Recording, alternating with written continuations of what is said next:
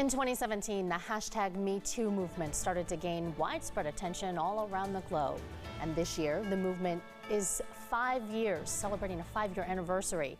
We're joined now by advocate and author Kirsten Anderson. She has a new book coming out. It's called More Than Words, Turn hashtag #MeToo into hashtag I Said Something. Kirsten, thanks for joining us this afternoon. Thanks for having me. Well, this book, it's based on your story that is more than words. A lot of people will remember your very public sexual harassment claims against state governments. When did you decide to take your story and put it onto paper?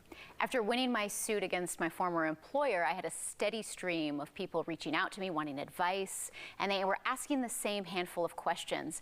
And I thought, there's nothing out there as far as a recovery story or guidebook per se. And so I set out to write it myself, and I sat down in 2019 and dedicated the whole year and got it on paper. Yeah, you were telling me, I mean, that's hard to share. It's not ever easy to share your story over the phone or person to person, but putting it down onto paper for the whole world to see. Tell me about that process. The process of writing the book was very cathartic, I will say that. But at one point, I simply had to draw a line in the sand and say, you know what, I'm going to put this out into the world. I know it will help people. I'm really confident in that fact.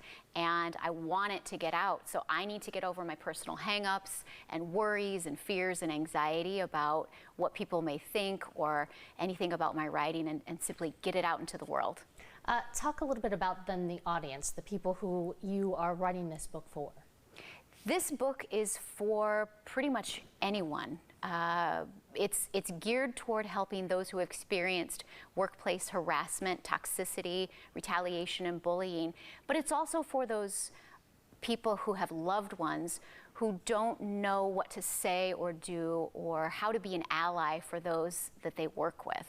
Is that the biggest question that when you were saying after all of this happened, that people were asking you, how do I support other people, or you were hearing from people themselves who were saying, me too?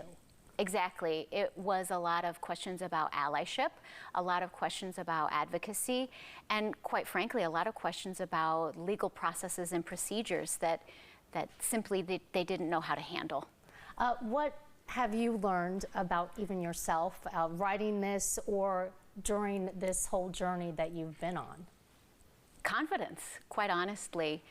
Going through something that is really damaging emotionally and then it has an impact on your physical health, it can be really damaging and you lose that confidence. So part of this process really helped me gain my self-confidence and really helped me in my advocacy work.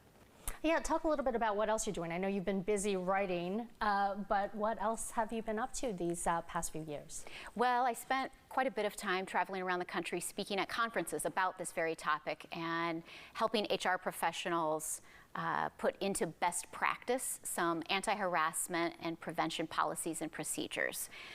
Once COVID happened, those conferences stopped.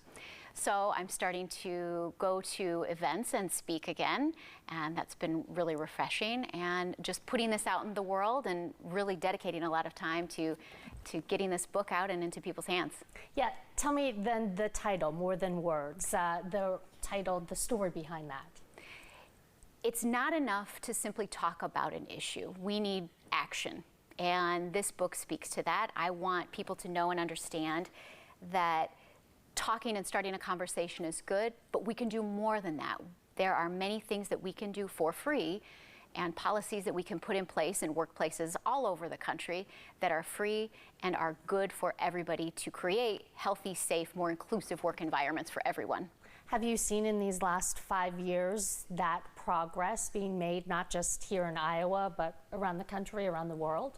We've seen a shift, I think, over the last relatively two to 3 years, I'd say. This was sort of forced by the pandemic. A shift in the workplace in general, and more of a willingness to talk about this issue, a willingness to self-advocate for what workers want as their best work environment. We still have some ground to gain. We still have a ways to go. Okay, tell us about your book. It's coming out next month, but it's soon. It's coming out October 4th, and you can purchase it anywhere where books are sold right now.